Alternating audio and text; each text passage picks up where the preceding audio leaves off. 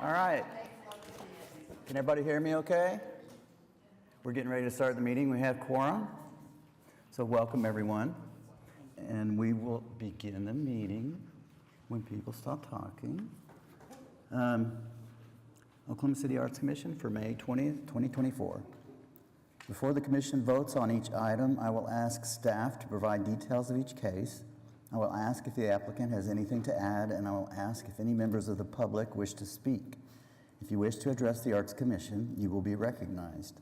Please go to the central podium, state your name and address for the record, and begin your comments.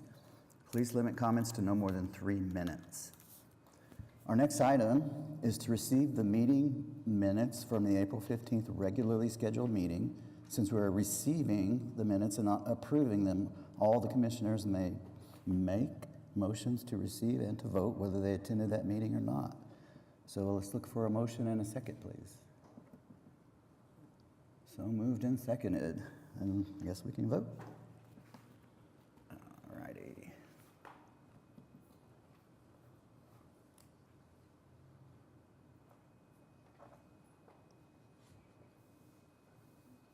Did it work? All right. It's still stuck.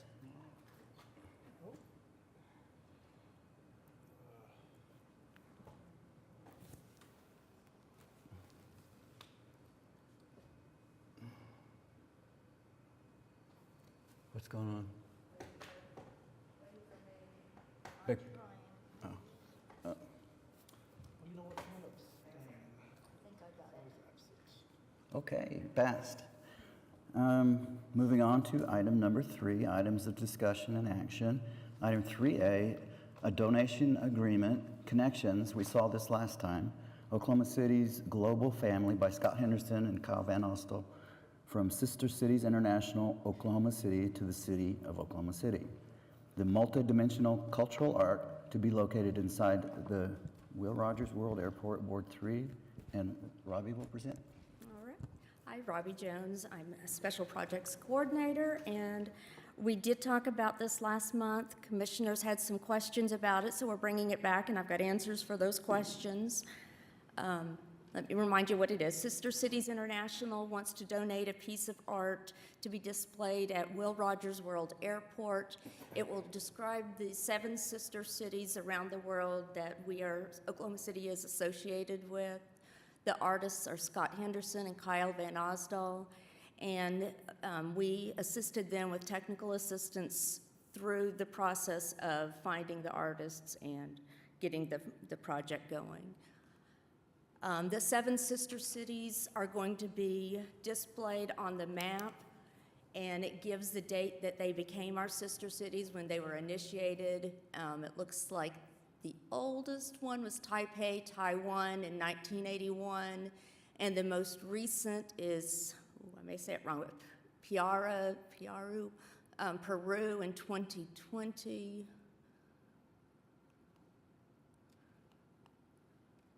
This is an example of how they will be attached to the display.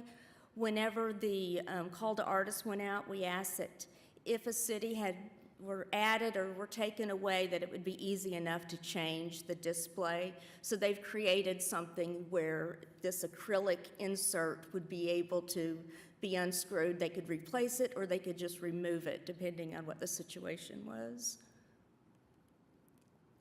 And the pegs that are in the different countries, artists assure us that these are not going to break, but if they do, they will come back, replace those. They've ordered additional parts, but it's also, they explained it's going through 3 different things before it's attached, so the chances of it breaking are minimal.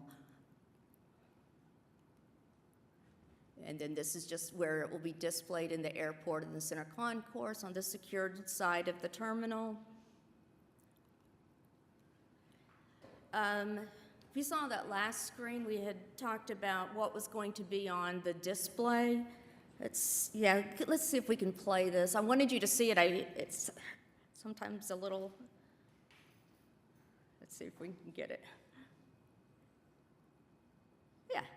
So this is what's going to be displayed on that little screen. So you've got the Sister Cities logo as it starts out, but it's about an 8-minute slide that continues to be rotated 24 hours a day with just information so that the public can learn about those sister cities. There is not any sound associated with it as requested by the airport.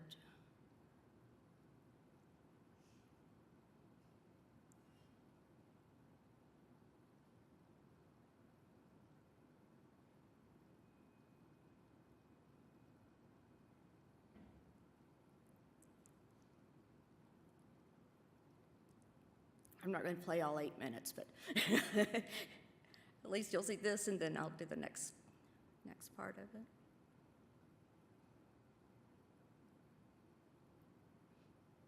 Okay, so that's looking for the next city. The Sister Cities has agreed to put down the $2,000 maintenance fund, so in case something needs to be fixed, they will pay that amount. The artwork itself is $18,500. Do you have any questions?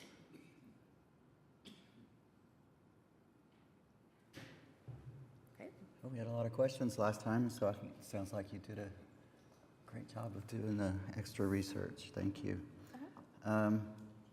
So if there's no more questions, are there any discussions that we have? Then I'll need a motion, please. Motion and a second.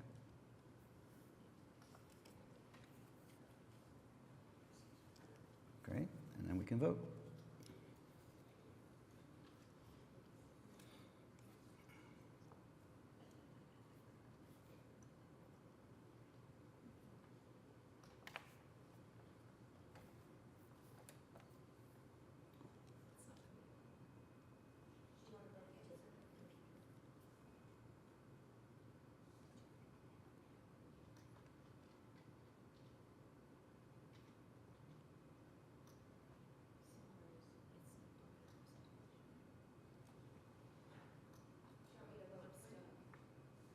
Liz, do you need? Yes.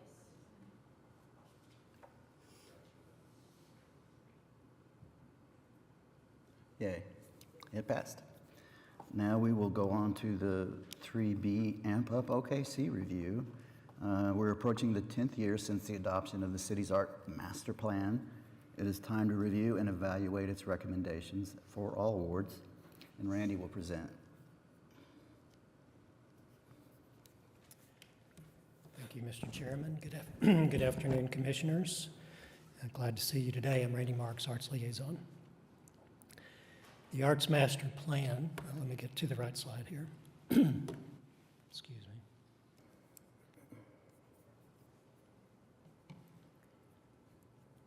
The Arts Master Plan was developed in 2014 and accepted in a number of different ways in 2015. It's a guiding document for as it says, for the city of Oklahoma City. It's a master plan that we have been attempting to follow since that time. To give you a little bit of history, it was recommended May 18th, 2015 by this body, recommended to City Council. There was another action on September 21st, which was a ratification. There had been some changes that were made in the document that were attributed to Scrivener's errors, so it had to be looked at again. The commission ratified it again, ratified it on September 21st, 2015. It was reported to the Planning Commission. Oh, excuse me.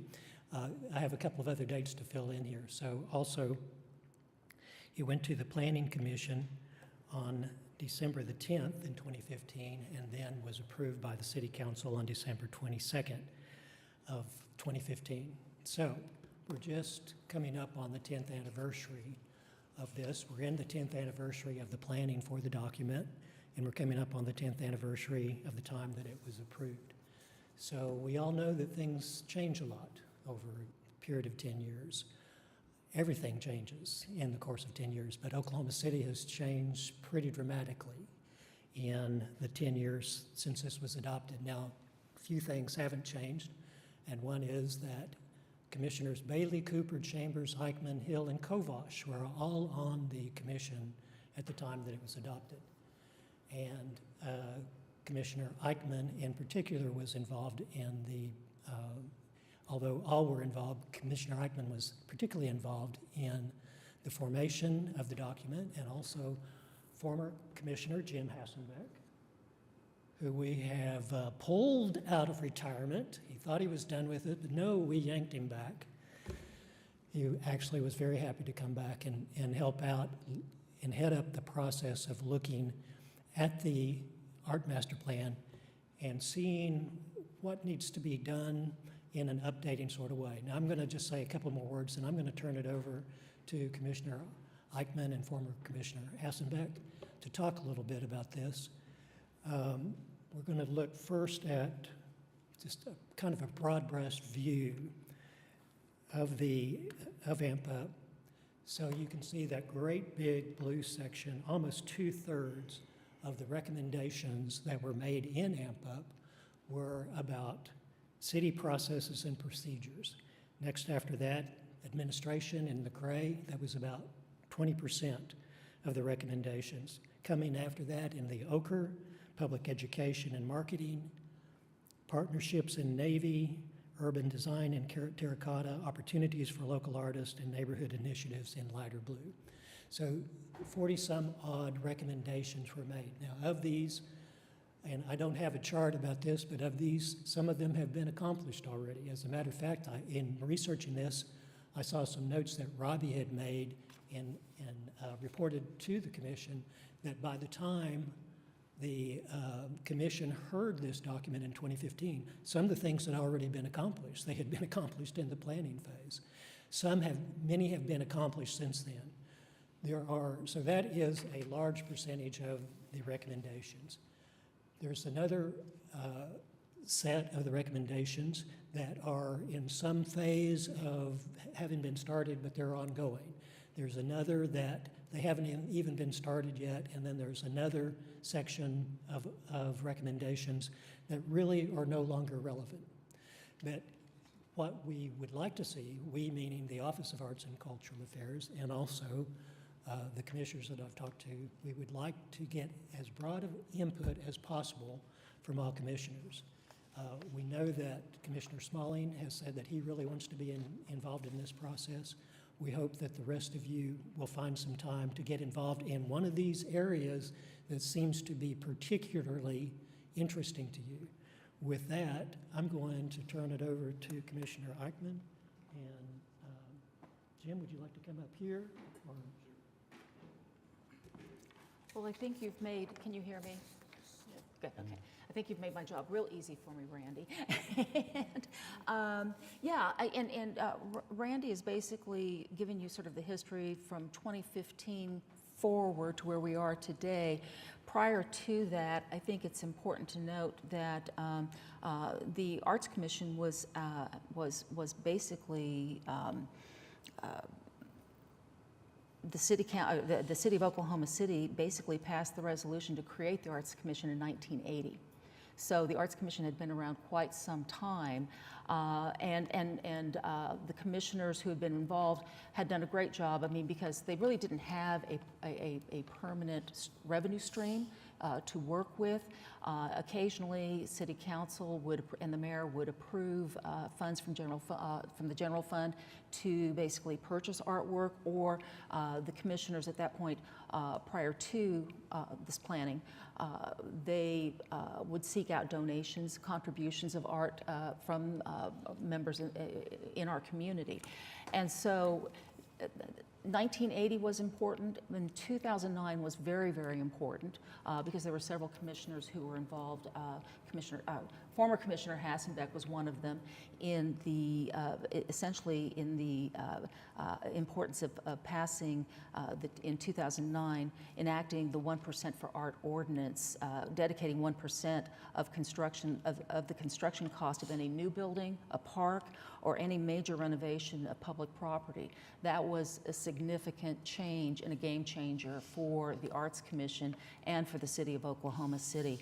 And so 2009, here we are today, 2024. 2015 was the master plan that was adopted by the City of Oklahoma City. And then you have us, here we are today with several projects, a permanent funding stream. So as Randy said, there were 48 recommendations, and we've actually implemented a number of them. I would say staff has actually implemented a number of them very seamlessly and very quietly behind the scenes. So we've made great progress. But I do think there are some things that are still relevant in the master plan. I still have my original copy from 2015. Yeah, exactly. And so I think it's really important for this group as a body to actually go back and look at what we have remaining and look at its relevancy. Is there anything here? And how would we prioritize what's remaining to be done? Or how would we say, you know, it's a different day, we don't need to do that? Jim? Well, good afternoon, Commissioners. My name is Jim Hassenbeck. My address is 6206 Waterford Boulevard, Oklahoma City. I'm excited to be here. A lot of friendly faces I see and some new faces, so it's great. But when I was here, we used to vote like this. So you all have technology now. As Randy and Liz both described, the master plan itself was kind of put together, probably the bulk of it in 14, and then we put it all together with our consultant, Gail Goodman, and it was kind of passed through and looked at by the different groups of the city until it was finally passed at the end of 2015. As talked about, there are recommendations that have been completed. Some are nearing completion or at least in process. Some have not been addressed, but those need to be looked at again. A master plan is a living document. As an architect, I do a lot of master planning, and a master plan, a true master plan, should not be completed and then just put on the shelf. It's a living document that needs to be updated, and it's time to update our comprehensive arts master plan. As Commissioner Eichmann mentioned, our ordinance from 1980 now is, what, 44 years old? Our city has changed immensely since that time. The ordinance that established this commission may be something we at least want to, as a group, confirm or tweak or see if things ought to be suggested to be changes. Same with the master plan. Some things may be obsolete now because those no longer are required, but there's probably some new things that need to be added in the update of the master plan that the commissioners as a group may want to explore putting in that. So I look forward to working with you if you desire to update and kind of bring not just new life, but bring some relevancy back to a 10-year-old master plan so that it meets a lot of today's needs and going forward too. So thank you for your time. And I would just like to follow up and say that we really do need everyone's involvement, and we are looking at how to make this as simple as we possibly can.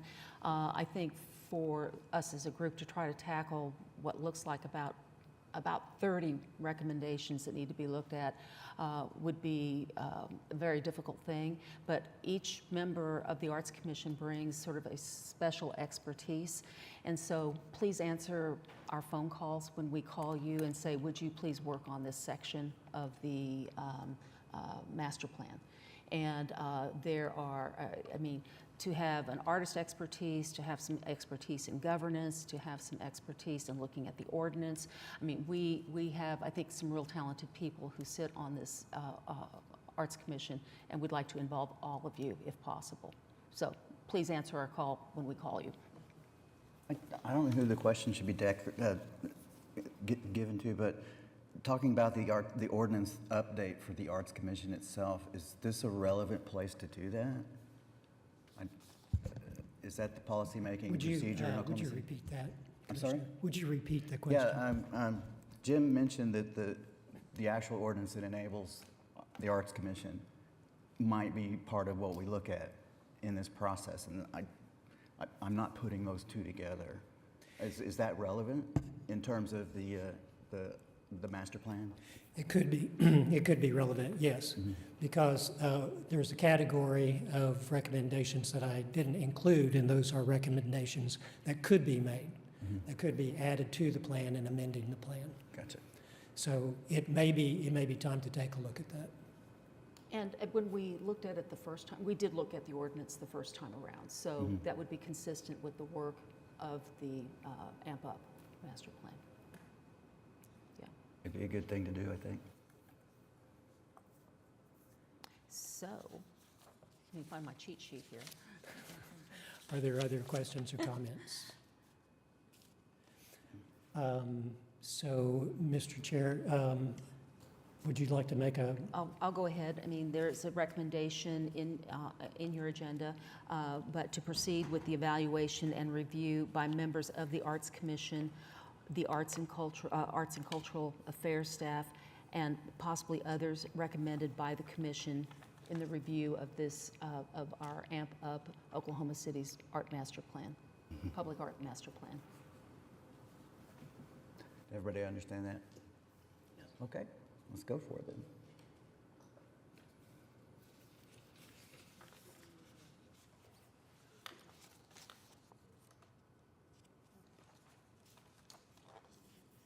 and while you're voting, I'll make one final comment. Commissioner Salyer was on the city council at the time that this was passed, so Opposite side of this. she was, and I know that she was always a great supporter when you were on the council. You were always a great supporter of Robbie and the work of the Arts Commission. I mean, the Arts Commission and the Office of Arts and Cultural Affairs. Well, it did pass. So we don't have anything on the consent docket. The commission advocate is not here. Do you have anything to say for Deborah?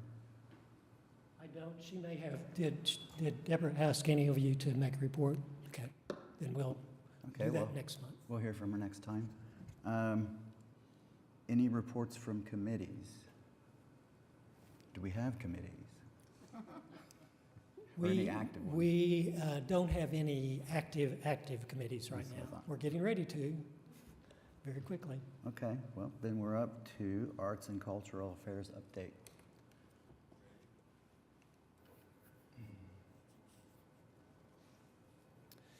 So I'd like to report to you on a couple of different projects that have been very recently completed. The Almonte Library at basically Southwest 59th and May. The building was delayed for quite a bit. The art was installed recently. This is Tree of Lanterns. It is a ceramic mural by Nicole and Astrid Moyan. In the interior of the building, you walk into the building and you see this greeting you right in front. And I can just tell you that this photo does not do it justice. Go visit this in person. And what I just said about the interior work also applies to the exterior work by Scott Henderson. Scott was faced with multiple changes in the architecture of the building and just really handled changing his design with a lot of grace and verve. So on the left side of the image that you're seeing, the mural was not intended to wrap around the building that way. It was supposed to be all on the west side, on the right side, the west side. Anyway, some major changes took place, and Scott just took it all in stride, and it's really a fun work that highlights a bunch of famous Oklahomans as well as famous books. I also to remind myself that I want to tell you about some coming attractions. So our fiscal year ends on June 30th, and then the new year starts July 1st. This internal thing for the planning department and the city. But we've chosen that as a target date for us to do a number of different things. So we will see a webpage update to make it look a little less officious and more artful. That's one of the goals, to put the most important things up front and make it very attractive to people. At the same time, we're working with our colleagues in plan development and implementation on creating an interactive map. I think we may have mentioned this once before. Robbie is heading up that effort and working with PDI staff. So you'll be able to go to this map and see where all of the 230 plus works that are in the Oklahoma City Public Art Collection. You'll be able to click on that, pull up an image, read a short statement about it, and it'll tell you how to get there to see that, among other things. So this is something we have looked forward to for a long, long time, and finally we're going to have it. The third leg of this triad is we're also going to launch a quarterly newsletter. So already there are over 700 subscribers, so to speak, in the Public Information Office, residents and others that are interested in all matters about arts and cultural affairs. And so they're targeted with messages from the Public Information Office.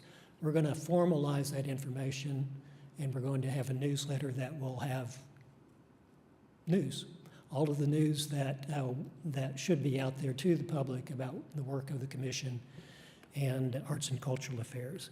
So we may have a bit of a sneak preview about this, special sneak preview at the next meeting. So along with, I think there's actually 2 new projects that will need recommendations to move forward. So that's for next time. So any questions about what we're doing or what we've been up to? Thank you. Commissioner Kovacs, I would like to take a little, just 1 second. I would like to commend Commissioner Duong with your latest projects, particularly what you're doing in DC, and just those outstanding representation, both to your own community, but also the community at large. Yay.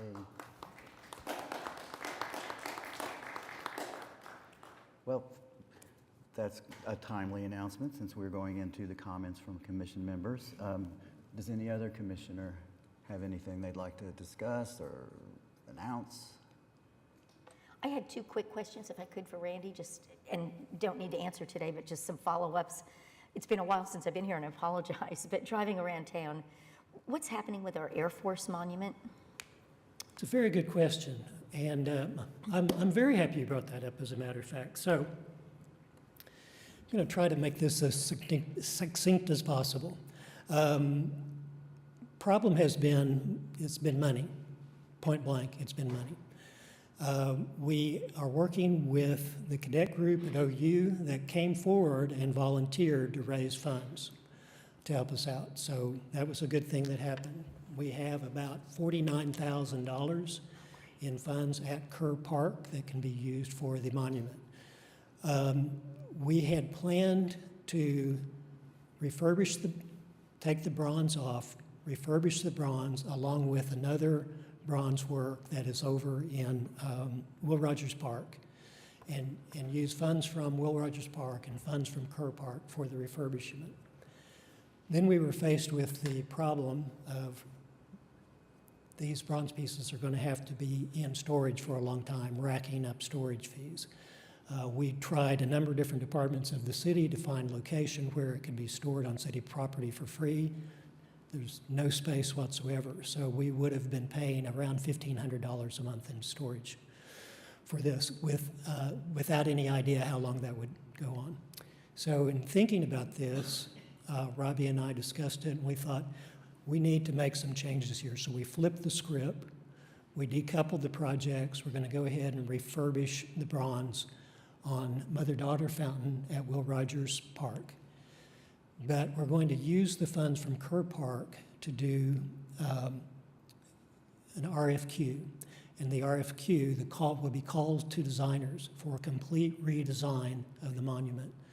The reason for this is it would cost approximately $500,000 to restore the monument in a way that we did not have to come back 20 years from now and restore it again. What we found out when we talked with the stone companies, talked to 2 different companies, and both said exactly the same thing. The monument should never have been built the way that it was built. The stone was too thin, and it was installed incorrectly. And so it was built in 1963-64, restored around 2000, and now here we are again having to put, and in 2000, over $100,000 was put into it at that time for what turned out to be a cosmetic fix.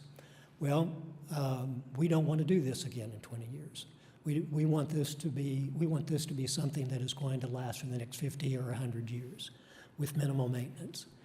So the idea is to use the funds that we have to do an RFQ for designers. We'll get ideas then for total new design that will be true to the spirit of the monument, but not try to recreate it in any way. But the message is one of, soaring uplift and optimism, that thing that it was so prominent in the early 60s, and the Air Force was such a major part of that feeling at that time. So create something that maintains all of the bronze elements, maintains the other historic elements that have been attached over the years, but a total new design. We think that this could be done for $150,000 to $200,000. So that's where we are right now. So Robbie, you have drafted the RFQ and it's ready for me to look at right now. So it's on my desk, ready for me to look at, and then we'll choose a time relatively soon where that RFQ will go out.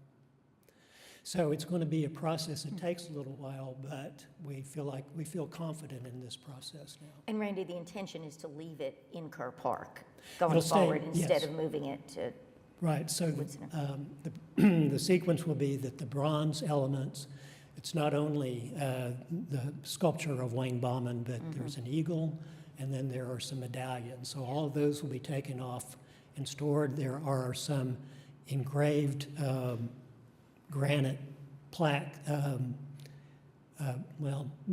kind of plaques that were added in the 2000 restoration. We'll save those and preserve those.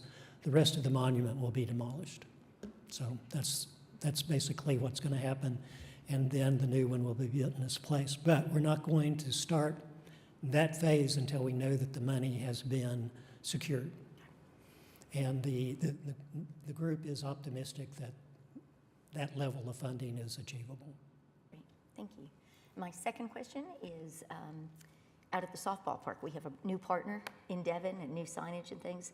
Has the work been undertaken to fix the bouncing softball? It is on hold for just a little bit, and I think that there are things getting ready to happen at the ballpark that are going to substantially change things, and so we don't want to make any changes until those changes start taking place. But we haven't forgotten the change will be made. Timing is the only question. Thank you. Any other questions about anything else? Thank you for bringing those up, Commissioner. Appreciate that. If there's no more questions, we'll move on to public comments. Do I have anybody from the public wanting to make a comment? Okay. I guess we will adjourn with the reminder that the next meeting in March. Randy? Sorry for that edit, oversight. There's going to be a meeting next month. Same time, same building. So you'll get somebody, at least some of us will get emails. Thank you all. Thanks, everyone.